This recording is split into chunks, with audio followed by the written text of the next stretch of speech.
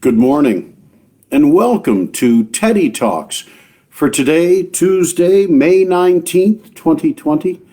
I'm your host, Joe Wiegand. I'm delighted to be with you today, again coming to you from Medora, North Dakota, along the Little Missouri, bisected by the Northern Pacific Railroad.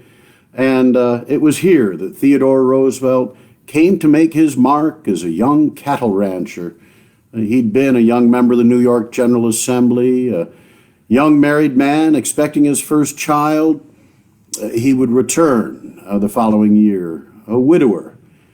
His sister, Anna Roosevelt, would raise his daughter, Alice. His wife, Alice, had died just after childbirth. Theodore Roosevelt had, in the fall of 1883, come here to hunt a bison bull. And after 2 weeks of misadventures, he was successful before returning to his home in New York City. He was having a home built out in Oyster Bay, Long Island, at Cove Neck. We now know it as Sagamore Hill. Well, before he returned to New York, he wrote a letter to his wife explaining that he was now a cattle rancher and she a cattle rancher's wife. He purchased cattle, hired Sylvain Ferris and William Merrifield to run the operation at the Maltese Cross Ranch, and that winter of 83-84, those men built the Maltese Cross Cabin, which today is here, ready to greet you at Theodore Roosevelt National Park, in the region that Theodore Roosevelt said the romance of his life began. He said he would have never been president but for his experiences in North Dakota. In great part why a Theodore Roosevelt Presidential Library and Museum is being built here in the Badlands of North Dakota. We are looking forward. There's a lot more people coming to town now, and we're looking forward to hosting them this Memorial Day weekend at the Bully Pulpit Golf Course. Some entertainments getting planned for this weekend. Again, everybody wanting to make sure that we do so in the most responsible way as your hosts. So today is May 19th, and on this date in history, United States history, and again, we're not going to do a lot of modern history. That's controversial enough, and we can all debate those sorts of things, and it's okay to debate the right and the wrong of our history a century and a half and more ago. But on this date, May 19th, 1828, United States President John Quincy Adams signs the Tariff of 1828 into law, protecting wool manufacturers in the United States. The subsequent decade becomes a decade under which tariffs, that's the taxing of imports into this country, usually specified by categories of product. It was to both protect our manufacturers, nascent manufacturing community here, sometimes our agricultural producers, and also to raise revenue for the United States government, it being the primary source of revenue in the United States.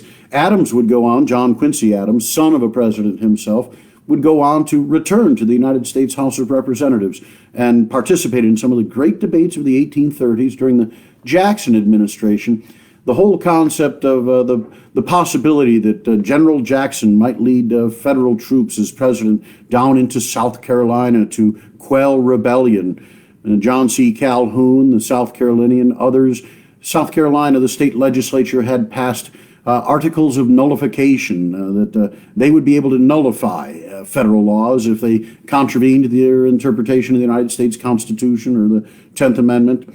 And so it was on this date in 1828 that one of those great logs was put on the fire of controversy under John Quincy Adams.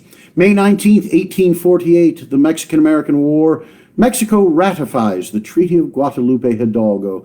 The Americans had done so previously, thus ending the war and ceding California, Nevada, Utah, most of Arizona, and portions of Colorado and New Mexico to the United States, for which we paid $15 million. May 19th, 1897, the birth of Frank Luke, an American lieutenant and pilot, Medal of Honor recipient. He died in 1918 in the fields of France. His story is so very similar to that of young Quentin Roosevelt. Luke was from Arizona, and he was known as the Arizona balloon popper. He had, amongst the many downed German aircraft in France, many of their observation balloons. Luke Air Force Base, nearby to Phoenix, named for Frank Luke, who was born this day, 1897. His birth year and death year mirror those of Quentin Roosevelt.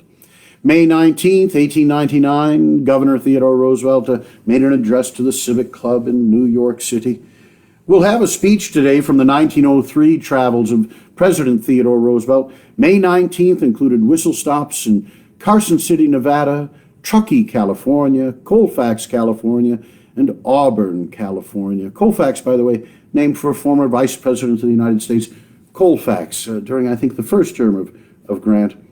May 19th, 1903 as well, remarks at the park in Sacramento. We'll have now a remark shortly from a speech made at the state capitol grounds by President Theodore Roosevelt, May 19th, 1903. But our latter dates of history, just about TR's time. May 19th, 1911, Parks Canada. The world's first national park service is established as the Dominion Parks branch under the Canadian Department of the Interior. We were 5 years behind Parks Canada in establishing our National Park Service. Our first national park, Yellowstone, predates the first national parks of Canada, and how we enjoy here being so close to the Canadian border when our friends, especially from Manitoba, Saskatchewan, British Columbia, southeastern Ontario, and of course we find the Quebecois everywhere, do we not?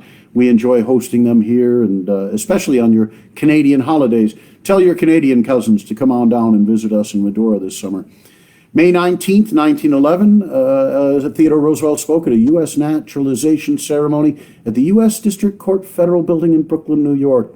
And by the way, that is now the Theodore Roosevelt Federal Courthouse in Brooklyn. May 19th, 1916, the president made a speech about righteous peace and national unity in Detroit, Michigan. Of course, this is still 11 months prior to our entering the war.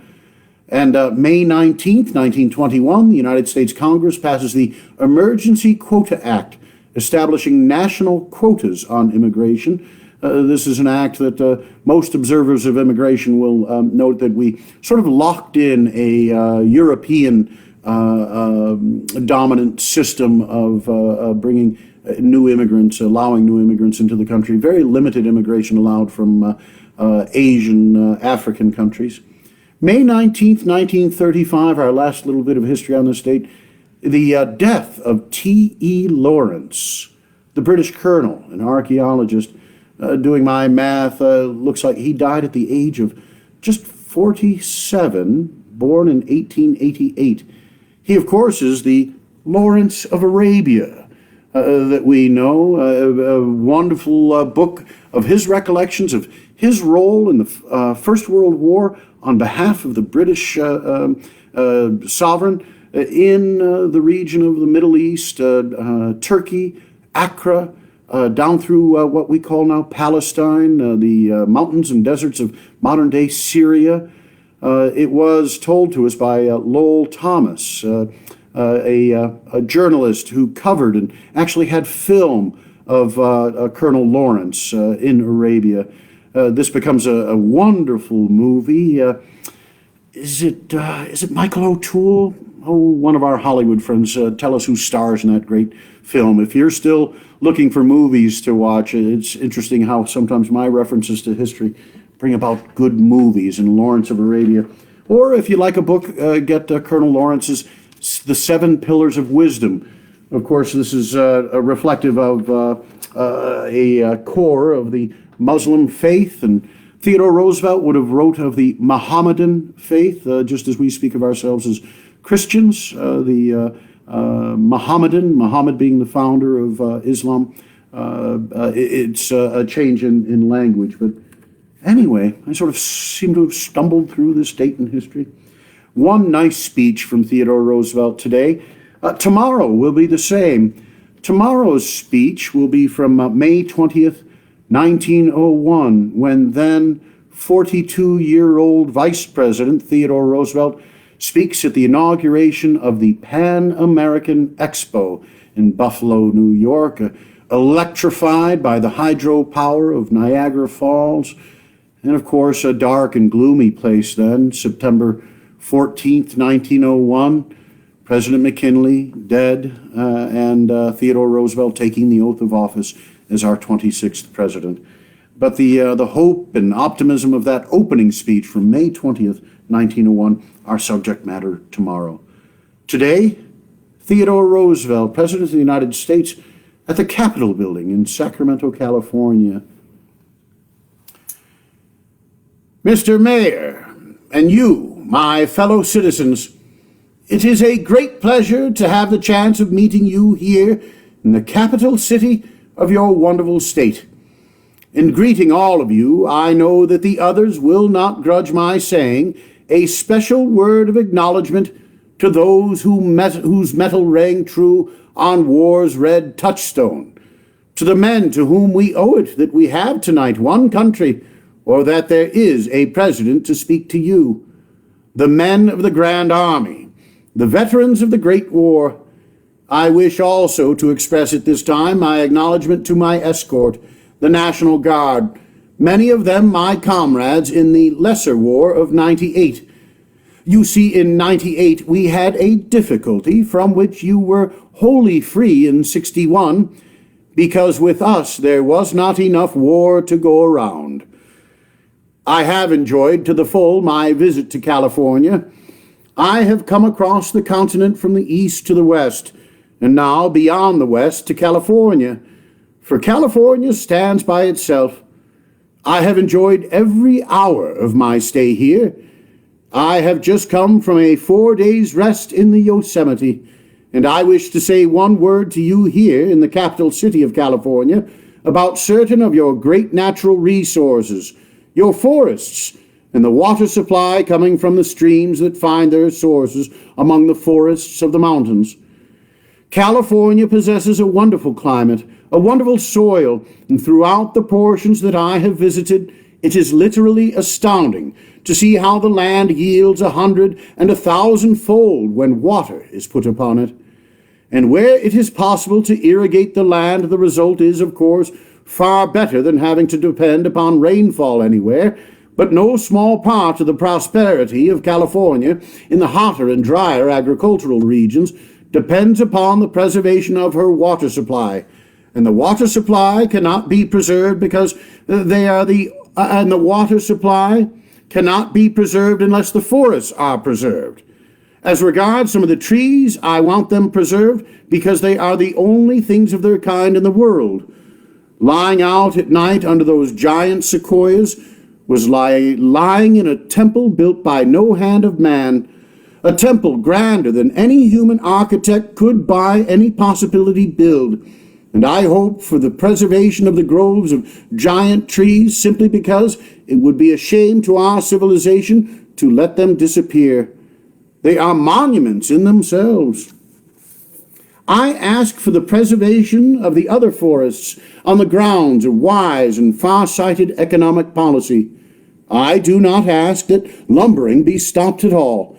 On the contrary, I ask that the forests be kept for use in lumbering, only that they be so used that not only shall we here, this generation, get the benefit for the next few years, but that our children and our children's children shall get the benefit. In California, I am impressed by how great the state is, but I am even more impressed by the immensely greater greatness that lies in the future, and I ask that your marvelous natural resources be handed on unimpaired to your posterity. We are not building this country of ours for a day. It is to last through the ages. We stand on the threshold of a new century. We look into the dim years that rise before us, knowing that if we are true, the generations that succeed us here shall fall heir to a heritage such as has never been known before. I ask that we keep in mind not only our own interests, but the interests of our children. Any generation fit to do its work must work for the future, for the people of the future, as well as for itself. You, men of the Civil War, fought from 61 to 65 for the Union of that day. Yes, and for the Union that was to stand while nations stand in the hereafter. You fought to make the flag that had been rent asunder once more whole and without a seam, and to float over you and to float over all who come after you likewise. You fought for the future. You fought for the looming greatness of the Republic in the centuries that were to come. And now I ask that we, in fulfilling the duties of citizenship, keep our gaze fixed likewise on the days that are to come after us. You are building here this great state, within whose bounds lies an area as great as an old world empire, a state with a commerce already vast, but with a commerce which within the century that has now opened shall cover and dominate the entire Pacific Ocean. You are building your factories. You are tilling the fields. Businessman, professional man, farmer, wage worker, all here in this state see a future of unknown possibilities opening before them. I earnestly ask that you see to it that your resources, by use, are perpetuated for the use of the peoples yet unborn. Use them, but in using, keep and preserve them. Keep the waters, keep the forests. Use your lands as you use your bays, your harbors, as you use the cities here, so that by the very fact of the use they will become more valuable as possessions.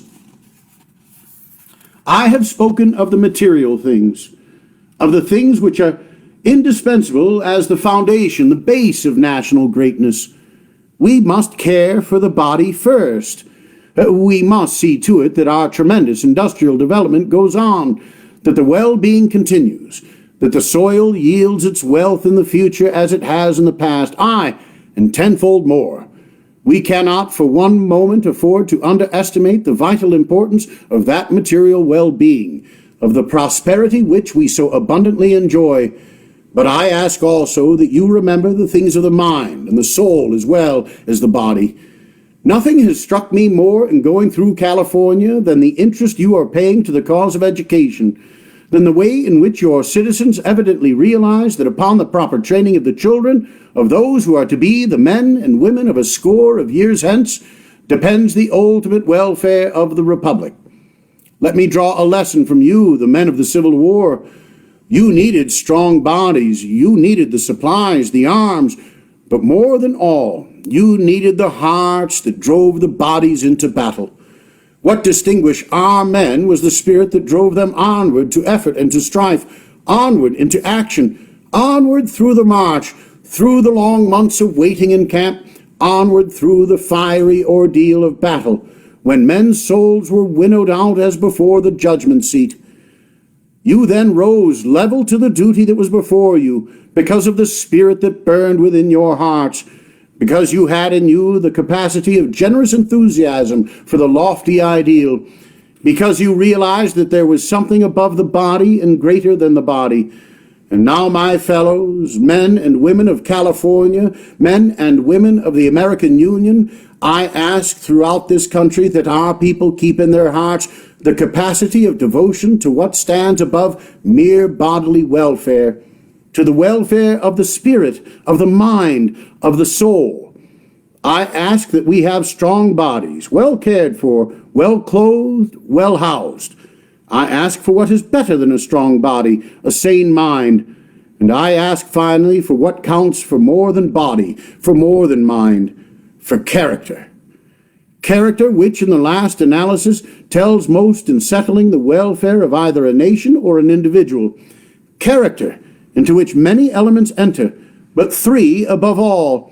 In the first place, as a foundation, decency, honesty, morality, the quality that makes a man a good husband, a good neighbor, a man who deals fairly and squarely with those about him, who does his duty to those around him and to the state, and that is not enough. Decency and honesty are not enough. Just as in the Civil War you needed patriotism first, but it made no matter how patriotic a man was. If he ran away, you could do nothing with him. So in civic life, you must have decency and honesty, for without them, ability makes a man only the more dangerous to his fellows, the greater force for evil. Just again as in the Civil War, if the man did not have in him the capacity of loyalty to his fellows, loyalty to his regiment, loyalty to the flag, if he did not have in him that capacity, the abler he was, the worse he was to have in the army. So it is now in civil life. The abler a man is, if he has not the root of righteousness in him, the more dangerous a foe to decent government he is. And we shall never rise level to the needs of our nation until we make it understood that the scoundrel who succeeds is to be hunted down by public opinion, by the condemnation and scorn of his fellows, exactly as we hunt down the weaker scoundrel who fails. But that is not enough. Decency and honesty are a basis, but that is all. I do not care how moral a man is, if his morality is only good while he sits at home in his own parlor. You can do nothing with him. Scant is the use we have for the timid good. In the war you needed patriotism, and then you needed the fighting edge. You had to have it. So in civil life we need the spirit of decency, of honesty, and then, in addition, the quality of courage, of hardihood, of manliness, that makes a man fit to go out into the hurly-burly and do a man's work in the world. That must come too. And that is not enough. I do not care how moral a man is and how brave he is. If he is a natural-born fool, you can do nothing with him.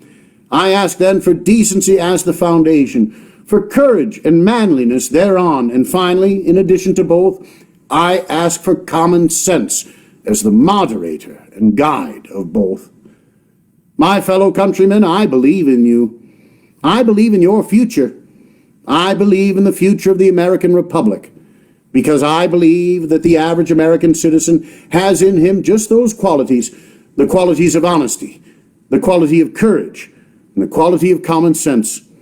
While we keep in the community the power of adherence to a lofty ideal, and at the same time the power to attempt its realization by practical methods, we can be sure that our progress in the future will be even more rapid than our progress has been in the past, and that in the century now opening, in the centuries that succeeded, this country, already the greatest republic upon which the sun has ever shone, will attain a position of prominence in the world's history that will dwarf into insignificance all that has ever been done before. Theodore Roosevelt, I hope inspiring you and yours. Feel free to share Teddy Talks with family and friends. My thanks to Dylan Olson and Justin Fisk and others that make this available as a podcast on Spotify or YouTube. I'm looking forward to the rest of these days, 26 days with the 26th president during the month of May, every Monday through Saturday. So we've got a bit of a run-up. I will be doing a program on Memorial Day morning, May 25th. Very much looking forward to seeing you here at Teddy Talks. Tomorrow, the opening of the Pan American Expo in Buffalo, New York. Goodbye. Good luck. Hope to see you tomorrow.